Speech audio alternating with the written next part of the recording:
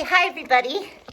This is Sid, and I am doing an instructional video on how to work with a pup that is fearful of new humans, as well as having some body handling issues. So I have been working with Astro a little bit on helping him feel more comfortable with new humans coming into his house and with being physically touched. Mostly so that we can get some cooperative care going on when he needs grooming, nail trims, things like that. Also, when he needs his harness and leash put on and taken off, all of which have been some issues. When he needs to move from a space, you can literally just do what I'm about to do right now. So let's just get started. So he knows me, but let's say I was just entering the house. I have got some yummy treats in my pocket, and he's very aware of that. I would go ahead and immediately begin tossing the treats beyond his body. This gives him the space and the distance that he wants and needs, and which establishes part of the fear that he has of new humans. He's worried about them coming into his space. He's worried about what might happen. And so he wants space and distance, right? So you're the person who's coming in, giving him that space and the distance right off the bat, immediately tossing treats away from you, away from him. He then has the choice. Of course, he wants to go get the treats. Now he's sitting pretty like a good boy. Such a good boy. He then has the choice to come back to you. The feint and parry of fencing. He has the choice to go and then come back and bridge that space and distance that you've given him. Part of that is, again, because he really wants the treats. So, of course, the treats are a big part of it. But the other part is that he acknowledges to some extent that you're this amazing human who understands him, who gets him, and is giving him the space and the distance that he wants. And you can then walk further into the house, continuing to do the exact same thing throughout. Completely new people should also, while they're doing this, either the client can do this or the person or both. So you could have like treats easily accessible at the front door or right outside or whatever. You know, you can set up that so it's a little easier. This is a big one, so it'll entertain him for a minute.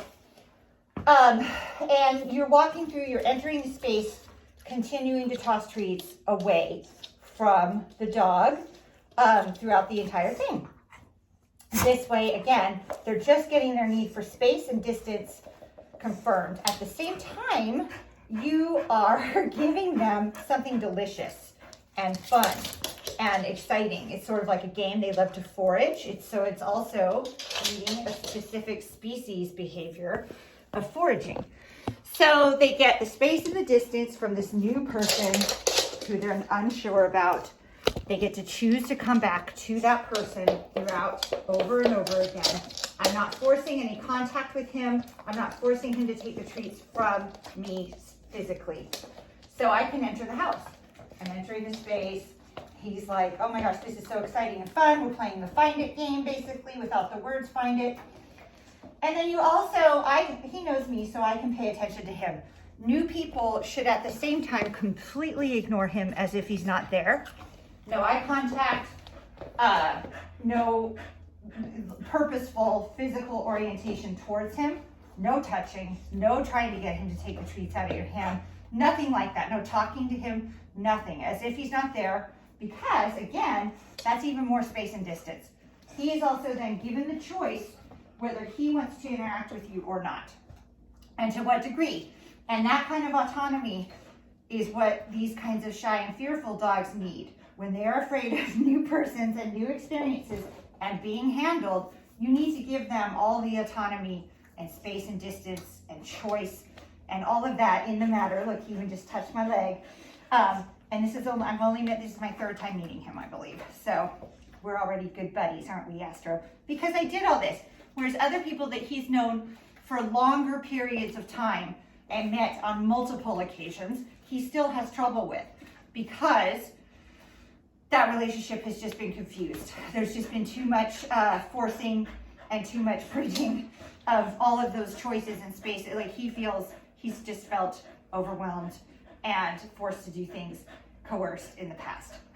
I know. Now I'm going to show you that I can actually take this a little further. So before I get ahead of myself, yeah, so then even if you have to ignore him and pay him no attention the entire visit, the entire time you're in the house, that's okay, because he is establishing trust in his mind that you are a person who's not going to bridge that gap and force him to do anything that he does not want to do.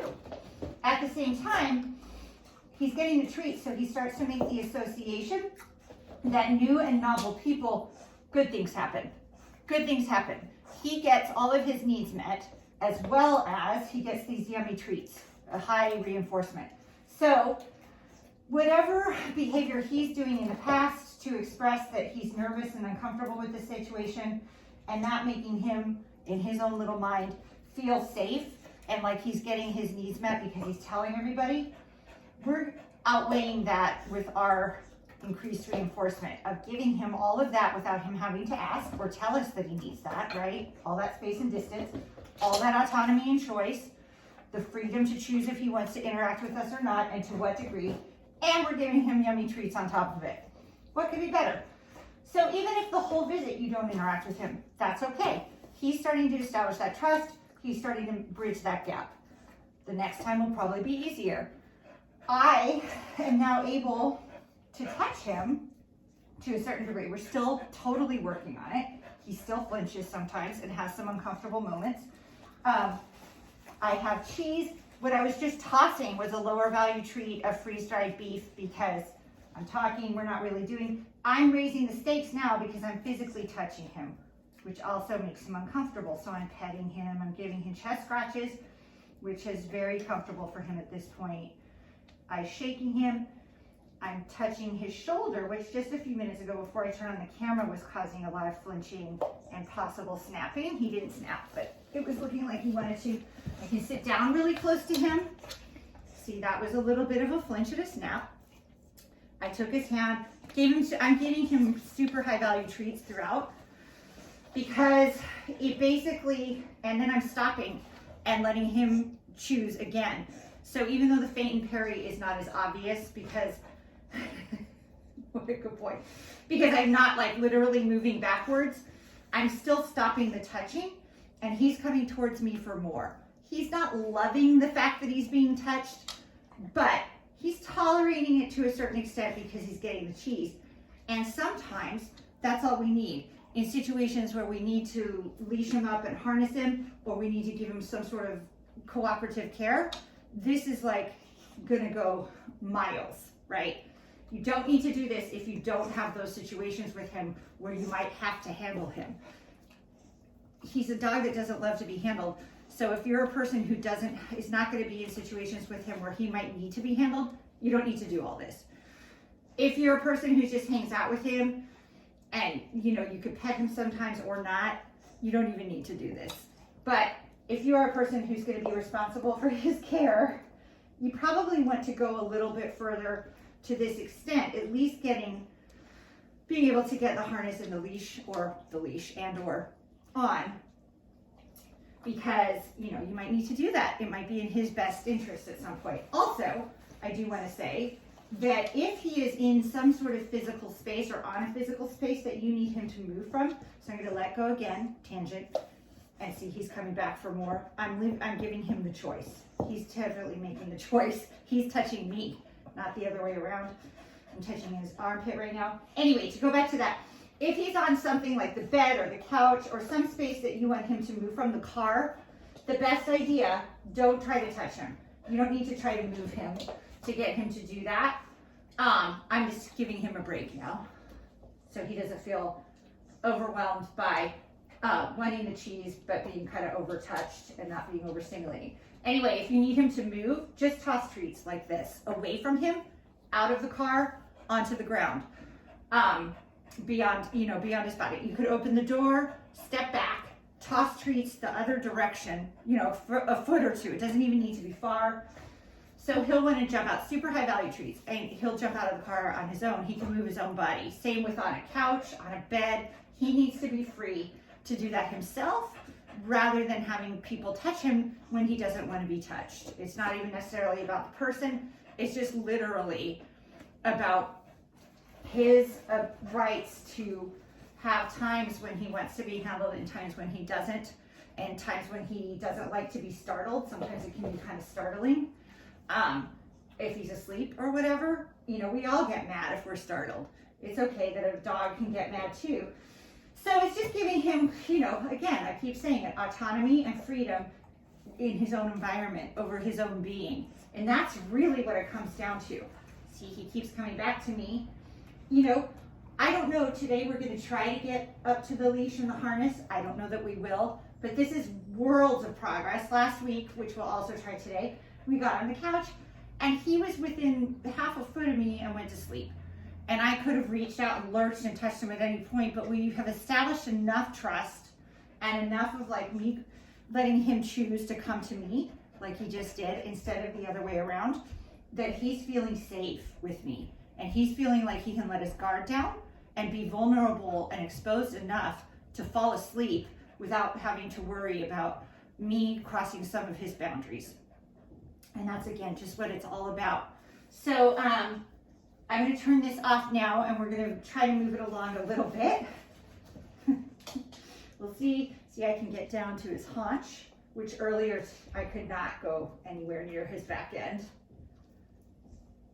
Very, very good news. See, oh, he hears something at the door, but he wasn't even paying any attention to my hand being there. Again, it's because he knows I'm not going to violate him in some way. Now, the last thing I'll say, there was a flinch. That's okay. I'm going to toss it away, give him some space. It is tough when you do have to do something that is violating, when you might have to express his anal glands or do some nail care or whatever. Again, if you don't have to do those things, don't do them. Leave them to Julia, to somebody who's already established that relationship and trust, and he'll tolerate it with. You know, only go as far as you need to go, because that'll also speak volumes to him. So I'm just doing it because that's what I'm here to do. I'm here to try and make him more comfortable with his body being touched. So, okay, gonna turn it off and move on. Ugh. Yeah, hi.